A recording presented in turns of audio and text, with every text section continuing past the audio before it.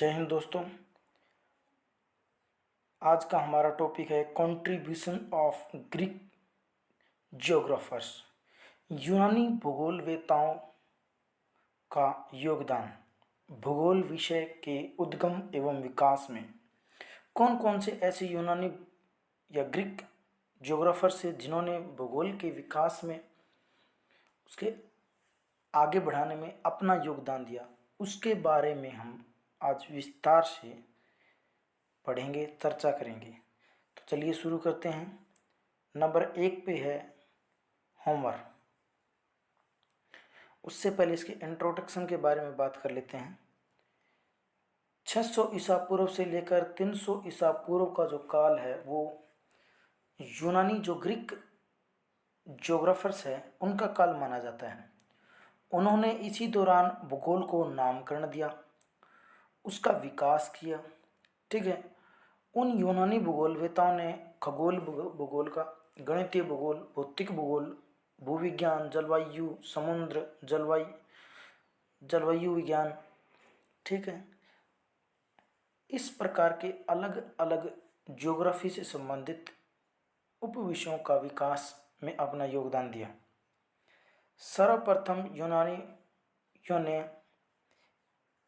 ही ऐसा रेखा जाल बनाया और उसी के आधार पर विश्व मानचित्र को निर्मित किया। गणितीय भूगोल का विकास करने में थेल्स और एनेक्सिमेंडर का महत्वपूर्ण योगदान रहा। उसी को और आगे बढ़ाने का कार्य किया था इरेटोस्थनीज ने। 5वीं शताब्दी यानी 500 ईसा पूर्व में अनुकूल भौगोलिक स्थितियों के कारण मिलेटस और जो ब्लैक सी का किनारों पर जो है वहाँ पर शोध कार्य स्टार्ट किया और वो शोध का कार्य के केंद्र रहे।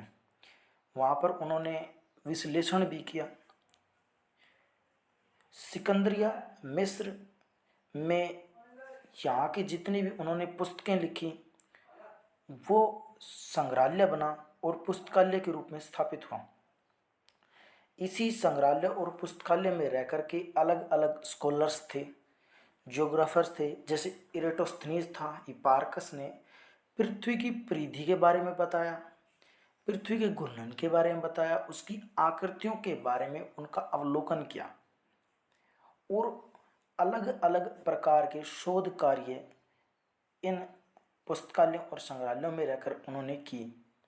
तो सबसे पहले हम बात करेंगे होमर के बारे में।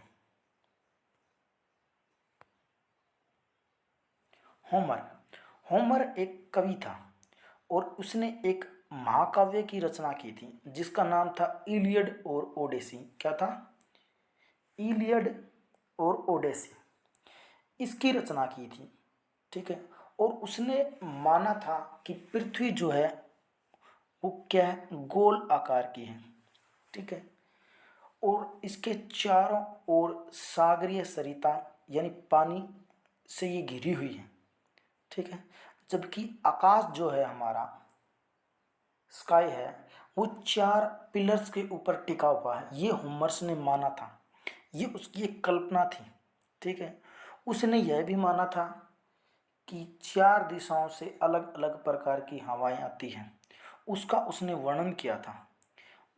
होमर ने जो उत्तर से आने वाली हवा को उसने कहा था बोरस, दक्षिण से आने वाली को कहा था नोटस और पूर्व से आने वाली हवाओं को कहा था उसने यूरस, और जो पश्चिम दिशा से हवाएं आती उसको उसने नाम लिया था जेफरस। ये उसने अलग अलग प्रकार की हवाओं के बारे में बताया था पृथ्वी की। जो उसकी कल्पनाएं थी ये वास्तविकता से परे की बात थी, ये आरंभिक कल्पनाएं थी। देखिए, ये नॉर्थ से आ रही है हवा, ये इसने नाम लिया था बोरस। ये कौन सी आ रही है? ये साउथ से आ रही है, नोटस थी। ये आ रही है हमारी ईस्ट से। ईस्ट से कौन सी आ रही है? यूरस। और जो वेस्ट से आ रही है, ये वेस्ट से कौन सी आ रही है? जेफरस। ये अलग अलग प्रकार की 4 हवाएं जो चारों दिशाओं से आ रही थी, ये उसने बताया। इसके बाद है थेल्स। थेल्स जो था ये 700 बीसी तक, 700 ईसा पूर्व तक इसका काल माना जाता है। ठीक है। थेल्स को आयोनियन दर्शन, आयोनियन स्कूल्स का संस्थापक माना जाता है। इसको क्या माना जाता है? आयोनियन स्कूल का संस्थापक माना जाता है और पिता भी कहा जाता है। इस भूगोलवेत्ता ने क्या किया था भूगोल के अंदर, इसने ज्यामिति में अलग अलग थ्योरम्स और प्रमेय की रचना की थी। अब जब इसने थ्योरम्स दी थी अलग अलग, तो ये थ्योरम्स गणित से संबंधित थी, इसीलिए इसका जो विकास रहा वो था गणितीय भूगोल में। गणितीय भूगोल में इसने अद्भुत योगदान दिया उसके विकास में। वह पहला विद्वान था जिसने क्या किया था, पृथ्वी को मापने और पृथ्वी के तल का मौजूदा सतहों को अंकित करने का प्रयास किया था। ठीक है। उसने ये माना था, थेल्स का ये मानना था कि जो पृथ्वी जो है वो तस्तरी है, एक नाव की तरह क्या है, पानी के ऊपर तैर रही है, ये माना था थेल्स ने। इसके बाद है हमारा एनेक्सीमेंडर। देखिए एनेक्सीमेंडर, इसका जन्म हुआ था 1610 से 546 बीसी तक, ईसा पूर्व तक। और ये किसका शिष्य था? ये थेल्स का शिष्य था। ये किसका था? थेल्स का शिष्य था एनेक्सीमेंडर। बेबीलोनिया के अंदर इसने क्या किया था, नमोन यंत्र का इसने खोज की थी, यूनानियों को परिचित करवाया था। ठीक है। एग्जाम में कई बार पूछा जाता कि नमोन यंत्र का आविष्कार किसने किया था, तो वो था एनेक्सीमेंडर। नमोन यंत्र था क्या, वो सूर्य घड़ी के समान था। ठीक है। वो समय का मापन करने वाला यंत्र था। ठीक है। वह प्रथम विद्वान था जिसने मापक के आधार पर विश्व मानचित्र यानी स्केल के बेस पर क्या किया था, उसने वर्ल्ड मैप की रचना की थी, वर्ल्ड विश्व मानचित्र की रचना की थी। इसके विश्व मानचित्र के माध्यम से यूनान को जो क्या दिखाया गया था, उसने क्या कार्य किया था, सबसे पहले जो मानचित्र बनाया था अपना, उसके अंदर उसने यूनान को दिखाया था। ठीक है। उसने क्या किया, यूनान को प्रदर्शित किया था अपने मानचित्र के अंदर। और उसने यह मानचित्र जो है गोला आकार में बनाया था। कैसे बनाया था, मानचित्र की रचना की थी आरंभिक, वो की थी गोला आकार में। ठीक है। जो चारों ओर से सागरीय सरिताओं से घिरा था। जो किससे घिरा हुआ, चारों तरफ से किससे, महासागरीय पानी से घिरा हुआ था, ये अलेक्जेंडर ने माना था। ठीक है। तो ये था उसका योगदान ज्योग्राफी के विकास में। इसके बाद है हिकेटियस। हिकेटियस को भूगोल का पिता माना जाता है, फादर ऑफ ज्योग्राफी बोला जाता है। ठीक है। कौन है हिकेटियस? वह पहला विद्वान था जिसने विश्व का क्रमबद्ध वर्णन किया था। इसने सिस्टमेटिक डिस्क्रिप्शन किया था, व्याख्या की थी, वर्णन किया था क्रमबद्ध, एक स्टेप बाय स्टेप। ठीक है। इसने क्या है, जेस पीरियड्स के बारे में इसने एक ग्रंथ लिखा था, एक पुस्तक लिखी थी बड़ी, जिसका नाम क्या है, जिसका अर्थ क्या है, पृथ्वी का वर्णन। इसका अर्थ क्या है, पृथ्वी का वर्णन, जेस पीरियड्स। इस पुस्तक को प्रादेशिक भूगोल का प्रथम ग्रंथ भी माना जाता है। देखिए प्रादेशिक भूगोल, इसके अंदर क्या किया जाता है, अलग अलग प्रदेशों के अंदर भूगोल को डिवाइड करके उसकी स्टडी की जाती है। ठीक है। इसी पुस्तक को पेरिप्लस और तटीय सर्वेक्षण भी कहा जाता है। काफ़ी बार नेट के एग्जाम्स में ऐसे क्वेश्चन पूछे जाते हैं कि इसी को क्या बोला जाता है, पेरिप्लस और तटीय सर्वेक्षण भी बोला जाता है। इकेटियस के समय में कैस्पियन सागर को क्या बोला जाता था, हेरिकियंस बोला जाता था उसको। किसको, कैस्पियन सागर को, कैस्पियन सी को, इकेटियस के समय में। तो ये एक महान विद्वान था जिसको क्या है, भूगोल का पिता भी कहते हैं हम। इसके बाद आता है हेरोडोटस। हेरोडोटस यह है इतिहास का पिता। इसने ऐतिहासिक भूगोल का विकास किया था और ये एक महान इतिहासकार था। ठीक है, इसने ऐतिहासिक भूगोल के अंदर काफ़ी योगदान दिया और इतिहास के बारे में भी बहुत बड़ा योगदान दिया।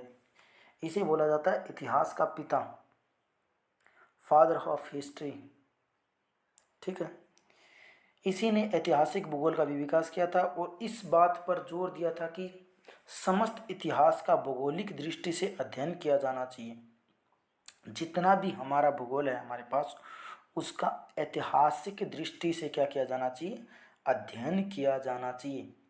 समस्त भूगोल को क्या है, इतिहास की तरह व्यवहार में लाना चाहिए कि हिस्ट्री के बेस के हम आधार पर भूगोल का भी अध्ययन करें। उसने माना था कि नील नदी जो है वो मिस्र की देन है।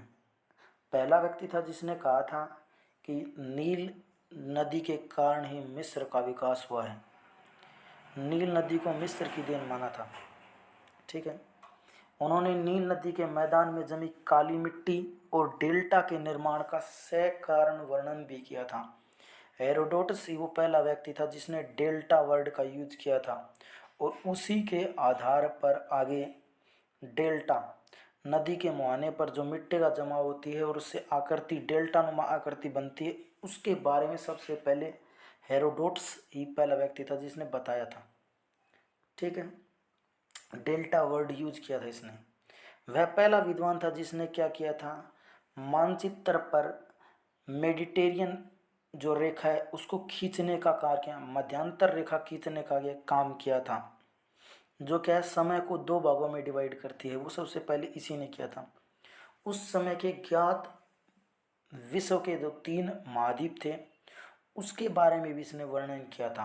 और वो कौन कौन से 3 महाद्वीप थे जो ज्ञात थे, जो लोगों को, इन इतिहासकारों को पता थे, वो थे यूरोप। वो कौन से थे, यूरोप थे, एशिया थे और लीबिया।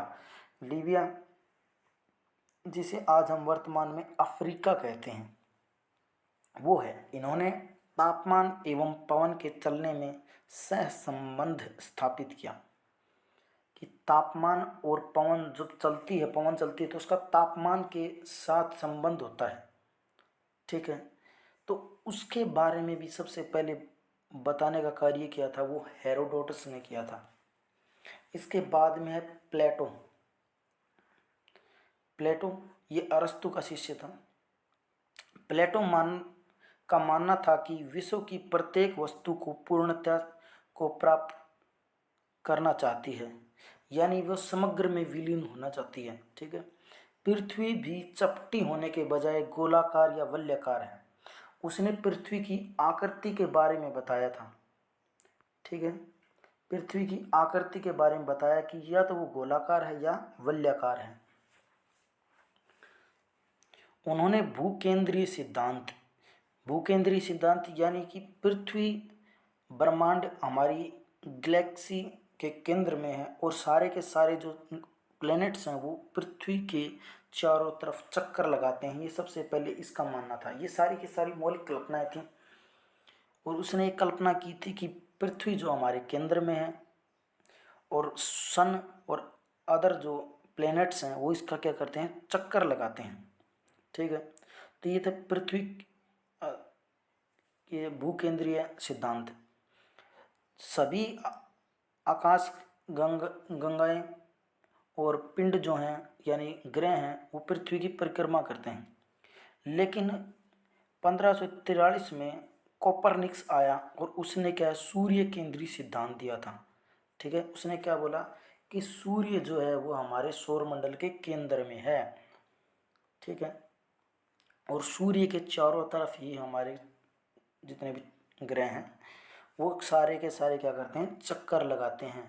वो कब दिया था इसने, 1543 में कोपरनिकस ने। ठीक है, तो ये सारे सारे जीके के क्वेश्चन भी हैं, नेट के क्वेश्चन भी इसकी टॉपिक के अंदर कवर हो रहे हैं हमारे।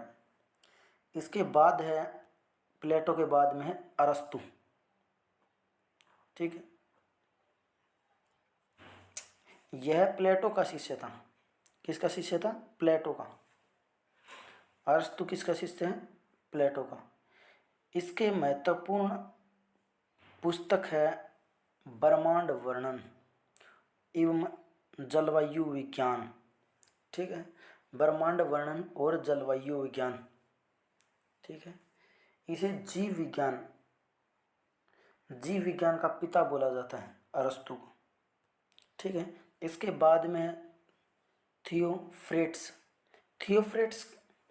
फ्रेटस जो है ना, यह अरस्तु का शिष्य था। प्लेटो का शिष्य कौन था? अरस्तु। और अरस्तु का शिष्य कौन है? थियोफ्रेट्स। उन्होंने वनस्पति और जलवायु को एक दूसरे से संबंधित माना कि जलवायु का और वनस्पति का दोनों का एक दूसरे से क्या है? संबंध है, उसके ऊपर प्रभाव पड़ता है, ठीक है। जिस प्रकार ग्रीष्म या जहाँ पर शुष्क इलाके वहाँ पर कटीले पौधे उगते हैं, ठीक है। जबकि जहाँ पर ज़्यादा वर्षा होती है वहाँ पर कैसी वनस्पति उगती है? सदाबहार वनस्पतियाँ उगती हैं। जबकि शीत जो जलवायु है वहाँ पर छोटी पत्तियों की और शंकुधारी वनस्पति उगती है ताकि बर्फ उसके ऊपर टिके नहीं। तो जलवायु का और वनस्पति का दोनों का क्या है? आपस में संबंध है। और ये बात सबसे पहले बताई थी थियोफ्रेट्स ने, ठीक है। वनस्पति का आरंभ यहीं से माना जाता है। वनस्पति भूगोल जो है हमारा, उसका आरंभ यहीं से माना जाता है, ठीक है। इसे बोला जाता है फादर ऑफ बायोजियोग्राफी। इसी कारण इसी को क्या बोला जाता है? फादर ऑफ बायोजियोग्राफी बोला जाता है इसको। बायोजियोग्राफी क्या है? जैव भूगोल क्या है? The branch of biology that deal with the geographical distribution of plants and animals। ये किसकी है? जैव विज्ञान की क्या है? एक शाखा है। उसी के साथ यह पौधों और जंतुओं के भौगोलिक वितरण का क्या करती है? वर्णन करती है, उनका अध्ययन करने का कार्य करती है, ठीक है। ये था हमारा थियोफ्रेट्स सॉरी। इसके बाद में है इरेटोस्थनीज। ये एक महान विद्वान है। इन्होंने तो केवल विचार दिए थे, लेकिन इसने भूगोल को एक अलग आयाम पर पहुंचा दिया और बहुत महत्वपूर्ण योगदान दिया था भूगोल के विकास के अंदर। ये है इरेटोस्थनीज, ठीक है। इरेटोस्थनीज को क्या है ने एक अलग अध्ययन शास्त्र में स्थापित करने का श्रेय है। ये पहला विद्वान था जिसने क्या ज्योग्राफी शब्द का सबसे पहला अगर प्रयोग किया था तो वो था इरेटोस्थनीज। ये क्वेश्चन कई बार रिपीट होता रहता है नेट में और अदर कॉम्पिटिटिव एग्जाम्स के अंदर कि ज्योग्राफी शब्द का सबसे पहले प्रयोग किसने किया था? वो किया था इरेटोस्थनीज ने, ठीक है। किसने किया था? इरेटोस्थनीज ने, ठीक है। और इसने अपनी एक पुस्तक भी लिखी थी। वो लिखी थी इसने ज्योग्राफिया पुस्तक लिखी थी। और उसके अंदर उसने हैबिटेट क्षेत्र के लिए एक्यूमेन शब्द का प्रयोग किया था। कौन से शब्द का प्रयोग किया था? एक्यूमेन शब्द का इसने क्या किया था? प्रयोग किया था। उन्होंने सर्वप्रथम मानचित्र निर्माण में कोऑर्डिनेट्स यानी अलग अलग प्रकार के संकेत चिन्ह को अक्षांश और देशांतर कहा था, ठीक है। क्या कहा था? अक्षांश और देशांतर कहा था उसने। लॉन्गिट्यूड और लैटिट्यूड कहा था उसने, ठीक है। उसी के आधार पर उसने क्या किया था? पृथ्वी को 5 कटिबंधों में बांटने का कार्य किया था। उसी के आधार पर इसने क्या ये जो भूगोल है इसको क्या है 5 कटिबंधों के अंदर क्या कर दिया था? इसने डिवाइड कर दिया था, बांट दिया था। पहला जो था वो था उष्ण कटिबंध ट्रॉपिकल जोन, फिर टेम्परेट जोन जो है वो 2 हैं और पोलर जोन जो है वो 2 हैं, शीत कटिबंध, ठीक है। इसी ने क्या है पहले देशी यंत्र जो नामोन है, जो अलेक्जेंडर ने जिसका निर्माण किया था, की सहायता से क्या किया था? पृथ्वी की जो विषुवत रेखा है, भूमध्य रेखा है, उसकी करीब करीब लंबाई ज्ञात कर ली थी, ठीक है। भूमध्य रेखा या विषुवत रेखा की लंबाई इसने करीबन अनुमानित लंबाई जो है वो ज्ञात करने का सबसे पहले कार्य किया था, ठीक है। इसी एक्सपेरिमेंट के द्वारा क्या किया था उसने, पृथ्वी की जो है जो भूमध्य रेखा की लंबाई है वो ज्ञात की थी। ठीक है। उसके बाद में है हिपार्कस। देखिए हिपार्कस का जन्म हुआ था 190 बीसी से, और मृत्यु हो गई थी इसकी 125 बीसी में। ठीक है। 20 का अर्थ होता है बर्थ बिफोर क्राइस्ट, यानी ईसा मसीह के जन्म से पहले। ठीक है। हिपार्कस जो क्या था, एक खगोल शास्त्री तथा गणितज्ञ था। क्या था हिपार्कस? एक खगोल शास्त्री होने के साथ साथ एक गणितज्ञ था। इसने इक्विनॉक्स के बारे में बताया था और वर्ष की लंबाई ज्ञात करी थी। इक्विनॉक्स बताया था कि सूर्य की किरणें कब कर्क पर गिरेंगी, कब मकर पर गिरेंगी, सीधी। ठीक है। इसी के साथ इसने बताया था कि वर्ष की लंबाई क्या होती है, कितना समय होता है एक वर्ष के अंदर, 366 दिन, 365 से 1/4 होते ना, और लीप वर्ष में कितना हो जाएंगे, 366 दिन हो जाएंगे। तो वो सबसे पहले बताने का कार्य किया था हिपार्कस ने। यह पहला विद्वान था जिसने एरिसियाई गणित के आधार पर वृत्त को 360 डिग्री में बांटा था। देखिए सबसे इम्पोर्टेंट बात है, एरिसियाई गणित के आधार पर इसने क्या किया था, वृत्त को क्या 360 डिग्री के अंदर बांटने का कार्य किया था। और 0 डिग्री देशांतरी वृत्त यानी ग्रेट सर्कल के बारे में बताया था इसने। भूमध्य रेखा के बारे में सबसे पहले बताने का कार्य किया था। भूमध्य रेखा के जो ग्रेट सर्कल बनाती है पृथ्वी पर, उसके बारे में बताने का सबसे पहले कार्य किया था हिपार्कस ने। इन्होंने नक्षत्रों के अध्ययन के लिए एस्ट्रोलैब एस्ट्रोलैब नामक यंत्र का आविष्कार किया था। क्या किया था? एस्ट्रोलैब यंत्र का निर्माण किया था। किसके लिए? आकाश के बारे में जानने के लिए, नक्षत्रों ग्रहों के बारे में जानने के लिए। और इसी की सहायता से उन्होंने अक्षांश और देशांतरीय वृत्तों का भी निर्धारण किया। क्या किया? अक्षांश और देशांतरीय जो वृत्त हैं उसका निर्धारण भी इसी के आधार पर किया था। एस्ट्रोलैब जो है वो नोमोन की तुलना में सरलता से प्रयोग किया जा सकता है। ठीक है। नोमोन को यूज करने में थोड़ी कठिनाई आती है, जबकि एस्ट्रोलैब उसकी तुलना में क्या है, सरलता से प्रयोग किया जा सकता है। इसके बाद है अक्षांश और देशांतर के आधार पर उसने विश्व को क्या कहा था, क्लाइमेटा। क्लाइमेटा होती है अक्षांश पेटियां। क्या होती है? अक्षांश पेटियों में विभाजित करने का कार्य किया था। अक्षांश एवं देशांतर रेखा जाल की सहायता से इसने क्या किया था, विश्व को 11 जलवायु प्रदेशों में बांटने का कार्य किया था। देखिए इरेटोस्थनीज ने तो 5 भागों में बांटा था, जबकि इसने विश्व को जलवायु प्रदेशों को कितने भागों में बांट दिया? 11 भागों में। हिपार्कस पहला व्यक्ति था जिसने 3 डायमेंशन के अंदर कन्वर्ट कर दिया, बदल दिया, पहला व्यक्ति था। इसी के आधार पर उसने क्या किया, पृथ्वी की जो गोलीय भाग को उसको समतल में कन्वर्ट किया, समतल में बदलने का कार्य किया। और 2 प्रोजेक्शन बनाए इसने। 2 प्रोजेक्शन कौन से थे? एक था हमारा स्टीरियोग्राफिक प्रोजेक्शन, एक था ऑर्थोग्राफिक प्रोजेक्शन।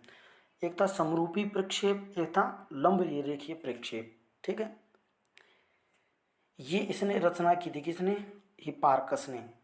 इसने अक्षांश और देशांतर के महत्व पर बल दिया था। इसने क्या किया? अक्षांश और देशांतर ये दोनों महत्वपूर्ण हैं, इस बात के ऊपर बल दिया इसने। और इस पर इन्होंने वैज्ञानिक मानचित्र कला, कार्टोग्राफिक, साइंटिफिक कार्टोग्राफी के क्षेत्र में क्या है, सराहनीय योगदान दिया। बहुत ज़्यादा योगदान दिया था इसने कार्टोग्राफी, मानचित्र कला का विकास करने में। मानचित्र कला जो भूगोल के अंदर यूज होती है उसका विकास करने में, मानचित्र कला क्या होती है? मानचित्र बनाने की कला एवं विज्ञान। ठीक है। उसका विकास करने का कार्य किया था किसने? हिपार्कस ने। इसके बाद में है पेसिडोनियस। पेसिडोनियस जो था ना, उसका जन्म कब हुआ था? 135 बीसी में और की मृत्यु होगी 50 बीसी के अंदर। देखो पेसोडोनियस ने क्या लिखी थी, द ओशियन बुक लिखी थी महासागरों के बारे में, ठीक है। इसको सागरीय विज्ञान का विशेषज्ञ माना जाता है। इसी कारण इसने देख ओशियन बुक्स लिखी, उसके आधार पर इसको क्या माना जाता है, सागरीय विज्ञान का विशेषज्ञ माना जाता है। इसने सिर्फ महासागरों के ऊपर ही ज़्यादा स्टडी की, ठीक है। इसी ने क्या बताया था, फुल मून यानी पूर्णिमा और न्यू मून यानी अमावस्या के बारे में। अब पूर्णिमा और अमावस्या के अंदर क्या होते हैं, ये तीनों क्या हो जाते हैं, एक सीध में आ जाती हैं। और जब इनकी छाया एक दूसरे पर पड़ती है तो वो होता है अमावस्या और पूर्णिमा, ठीक है। उसी के आधार पर इसने दीर्घ ज्वार के बारे में, जो ज्वार भाटा आते हैं, जब ये तीनों एक सीध में आते हैं तो इसकी जो पावर है वो खींचते हैं, जिसके कारण क्या आते हैं, ग्रेविटी है वो खींचती है, उसके कारण ज्वार भाटा उत्पन्न होते हैं। उसके बारे में इसने सबसे पहले बताने का कार्य किया था। इसने इसी के साथ क्या बताया था, कृष्ण पक्ष और शुक्ल पक्ष के बारे में बताया था। देखिए महीने के अंदर क्या होता है, 15 दिन तो चंद्रमा जो है उसकी रोशनी पूर्ण रूप से दिखाई देती है, यानी रोशनी छाई रहती है। और 15 दिन ऐसे आते हैं जब क्या है, चंद्रमा की रोशनी कम होती है या न के बराबर होती है, तो वो होता है कृष्ण पक्ष और शुक्ल पक्ष, ठीक है। समकोण की स्थिति में होने के कारण लघु ज्वार के बारे में बताया। अब जब ये स्थिति समकोण पर होती है, 90 डिग्री के एंगल पर होते हैं जब ये, तो उसको बताया था कि ये लघु ज्वार तब आते हैं, ठीक है। महासागरों की गहराई ज्ञात करने वाला ये पहला व्यक्ति था, पहला ऐसा इंसान था दुनिया का जिसने क्या किया था, महासागरों की गहराई के बारे में बताया था, ज्ञात की थी इसने, ठीक है। इसके बाद है पेसिडोनियस ने भौतिक भूगोल को तर्कसंगत ढंग से प्रस्तुत किया, फैक्ट्स डाले भौतिक भूगोल के अंदर और उसके बाद इसको प्रस्तुत करने का कार्य किया था। यानी ऐसे ही उसने कोई बात नहीं बोली, उसने उन बातों को पहले सिद्ध किया, ठीक है, एक फैक्ट्स दिया, उसी के आधार पर उसने भौतिक भूगोल के अंदर अलग अलग प्रकार का विकास किया था। इसी कारण इसको क्या बोला जाता है, the father of physical geography. क्या बोला जाता है इसको, फादर ऑफ फिजिकल जियोग्राफी भी बोला जाता है। किसको, पेसिडोनियस को, ठीक है। तो ये थे हमारे ग्रीक स्कॉलर्स, यानी ग्रीक भूगोलवेता, यूनानी भूगोलवेता, जिन्होंने क्या किया था, भूगोल के अंदर क्या है, विकास किया, अलग अलग प्रकार की खोजें की, भूगोल का विकास किया और उसमें योगदान दिया, ठीक है। प्रारंभिक जो भूगोलवेता थे उन्होंने क्या है, मौलिक कल्पनाएं, उनकी खुद की कल्पनाएं थी, लेकिन जैसे जैसे जैसे जैसे समय बीतता गया तो उन्होंने क्या किया, वैज्ञानिक और शोधों के आधार पर क्या किया, भूगोल का विकास किया, विकास करने में क्या किया, योगदान दिया। धन्यवाद।